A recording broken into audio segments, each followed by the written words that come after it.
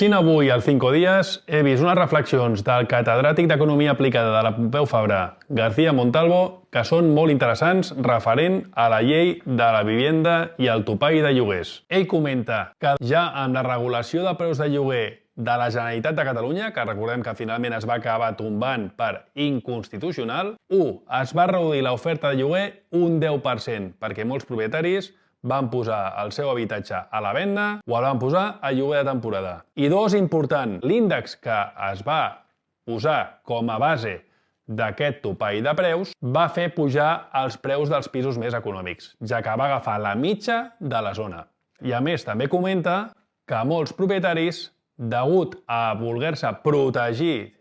dels impagaments, van començar a demanar encara més requisits als possibles llogaters. Pel que sí que el que es pretenia